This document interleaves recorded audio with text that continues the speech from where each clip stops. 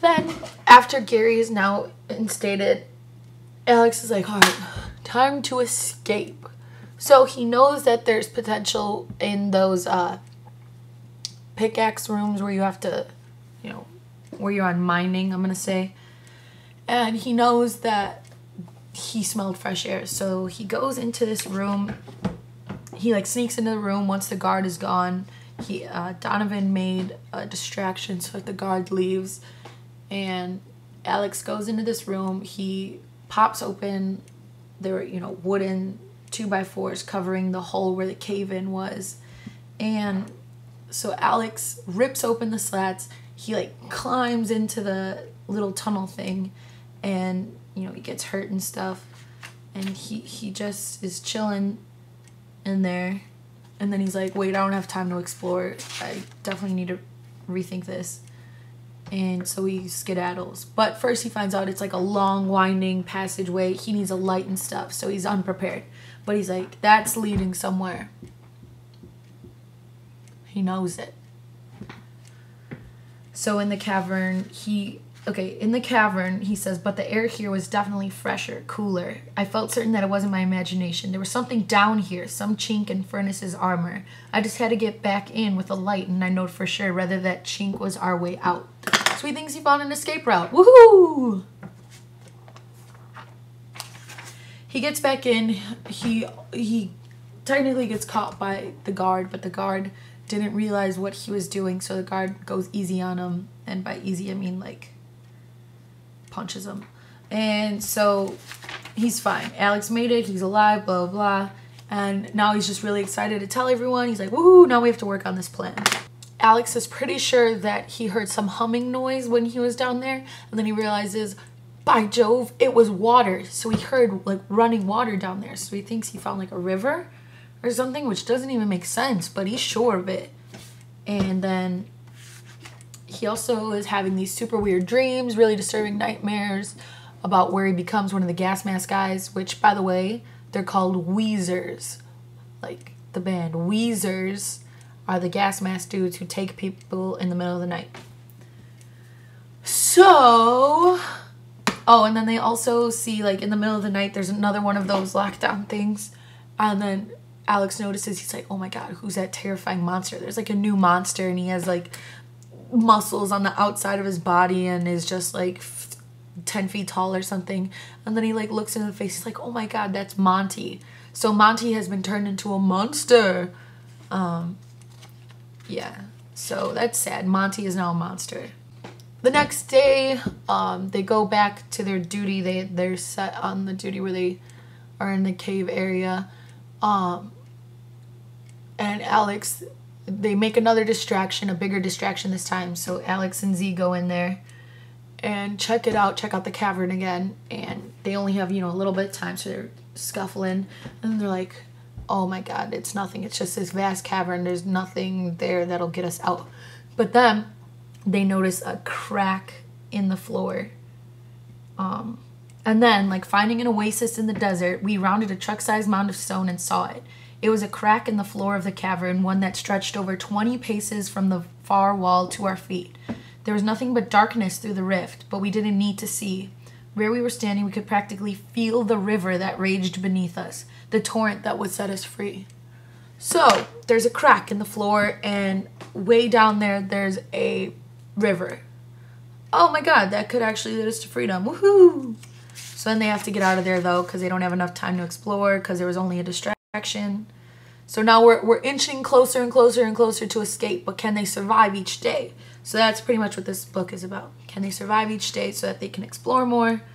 The crack in the floor is only about the size of a fist. So they're all excited, and then they like get out and they're like, wait a second, this crack is about yay wide. How am I supposed to fit through there? Gasp. What are you? We've got this crack in the cavern. It's about the size of a fist. So now what the hell are they gonna do?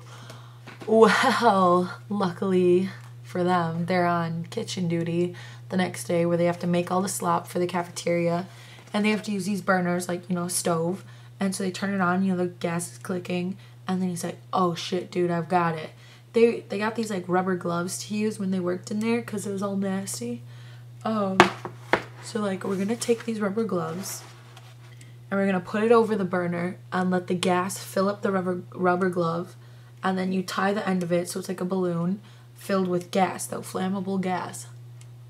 And then they're gonna sneak them out of there, out of the kitchen, put it in the crack. I kid you not, this is their plan. Put it in the crack and then somehow light it, and then it'll be like dynamite, and it'll blow the crack open so they can explore. That's really weird, isn't it? But that's what they're gonna do. They're gonna fill rubber gloves with gas and sneak them out. But their problem now is how do you like bring them without anybody noticing? You have to get them into room 2 because it's always risky to try and distract the guards so you can get into the room in the first place. So they haven't figured out the logistics, but yeah. So then the next day, so they figured it out finally, and they're like, okay, we can't tell anyone. It's Donovan, Z, and Alex Sawyer, our main character. Yes, they're gonna make it, yay. So on the next day, another crazy thing happens in Furnace. Whoa, surprise, surprise. And that day, what happens is like suicide attempt. These 2 dudes, one named Toby and one named Ashley. Now remember, there was a guy named Toby who was Alex's best friend who got shot in the head, and that's the whole reason why Alex is in there.